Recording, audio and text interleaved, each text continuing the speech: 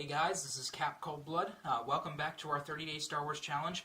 I do understand that this is several days late, so again, apologies if you've seen my previous videos. You understand that my life can get hectic with college and the other things that vie for my attention.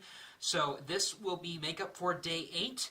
It will be posted on the 12th of November, so hopefully you guys can binge watch a couple of these if you really are watching these dedicatedly. So today we will be going over my favorite movie from the prequel trilogy. Now, if you've watched my videos previously, this is a pretty straightforward answer. Mine would have to be Star Wars Episode 3: Revenge of the Sith. Now, the reason for choosing Revenge of the Sith is very simple. First off, you know that I love Darth Vader and the Empire, and at the end we get to see Darth Vader for a few minutes. You understand that my favorite droid is General Grievous. You understand that my favorite Jedi is Obi-Wan Kenobi. We get to see a lot of him in this film. Really, everything culminates in Episode 3. This is when it changes over from a younger, more standard Star Wars to the point where, okay, this is getting real, the Jedi are being executed, and everything is falling into place for the first galactic empire. Really, this film carries a lot more emotional weight than most of the others. The Phantom Menace carried only a little. Qui-Gon Jinn dying was depressing and all. And Attack of the Clones really had that sweet moment at the end with Anakin and Padme. It had that sweet moment throughout. We got to see Jango Fett. But Episode 3 had a whole lot more weight to it. First off, we got to see the Phase 2 clone troopers for the first time, which was the first step towards becoming the Imperial Stormtroopers that they would later be within a week of the film's beginning all the way to the end. Also, we got to see Obi-Wan Kenobi in his Clone Wars form. As in, what he would look like after the war, giving the writers of the TV show, The Clone Wars, the ability to write Obi-Wan's aesthetic changes in there, which I really liked. As I mentioned with his video, the clone armor that he wears is just a testament to him being a good soldier. And then we get to see Anakin and Obi-Wan have that little back-and-forth relationship still, but it's evolved from the master-apprentice relationship in Episode 2. Anakin is a fully-fledged Jedi Knight, and he's on the verge of becoming a Jedi Master. Obi-Wan Kenobi, in the meantime, has gone onto the Jedi Council from 13 years earlier just being a Padawan learner. Really, Obi-Wan's character has evolved, Anakin's character has evolved, and whether or not you watch the newer or older Clone Wars television show, Grievous and Asajj Ventress's characters have evolved a lot. We know about Asajj, we know about Ahsoka, we know about Grievous, we know about, Luminara Unduli, we know what happened to Barriss and what happened to Adi Gallia. We know what happened to all of these Jedi Masters. And one of the most important things in the movie is we finally get an answer to Ki-Adi-Mundi's question to do something about the droid attack on the Wookiees.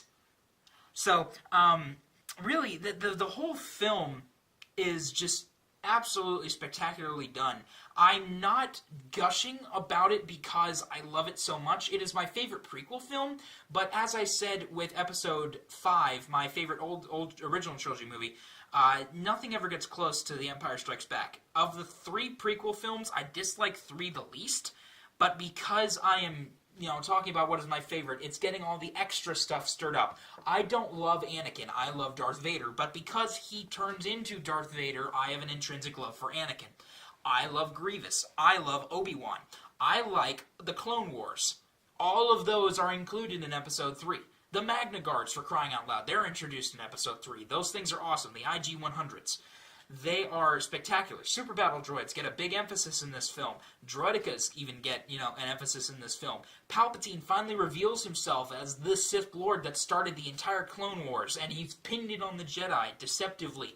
He's been pulling the strings. He's been under control. We get some of Palpatine's best lines from this, including the infamous "do it," and also the slightly hilarious "unlimited power," which has become a staple line for him ever since the film came out. So you see Palpatine's cunning and mastermind, his manipulation of Anakin, Anakin's wish to do right for his wife, while at the same time just completely annihilate the Jedi.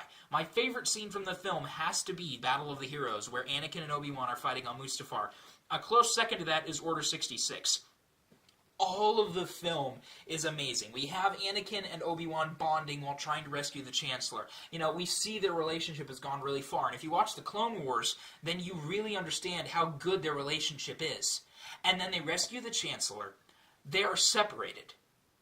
Obi-Wan is sent to kill Grievous, and Anakin is kept at the temple. Palpatine manipulates Anakin. Palpatine kills almost all of the Jedi Council members. And then Anakin truly becomes Darth Vader. And Order 66 is executed. Order 66, I love watching it every time. It makes me kind of sad, but I also wish, you know, in my own twisted up mind, that I was one of the clones, especially Commander Bakara on Megiddo with General Ki-Adi-Mundi. I wish I was one of the Galactic Marines gunning him down. Or with Commander Bly on Felucia. Just gunning down Aayla Secura. Just that moment, that feeling, just, oh, it's amazing. That's why I'm sad that Commander Gree was killed on Kashyyyk. Yoda just absolutely just killed him. I feel so terrible about that, especially after meeting him in the Clone Wars. It's like you don't expect him to die, and then just suddenly his head's off. So, all of this happening, the betrayal, my favorite line from the whole film has to be what they said what Obi-Wan and Anakin said when they were fighting on the lava platforms on Mustafar. I have failed you, Anakin, I have failed you. And then Anakin replies, I should have known the Jedi were plotting to take over. And then Obi-Wan shoots back, Anakin, Chancellor Palpatine is evil. And Anakin shoots back, from my point of view, the Jedi are evil. And Obi-Wan yells, well then you are lost. You know, that whole trade of words just speaks to the different sides of the story. I side with Anakin. The Jedi, by their own admission, want to remove the Chancellor from office. The Jedi will have to take control of the Senate in order for there to be a peaceful transition. You know, Windu himself says that. So, in my mind, Order 66 is justified, and I enjoy watching it happen. I even twist it up, you know, enjoy watching Anakin enter the council chamber, you know.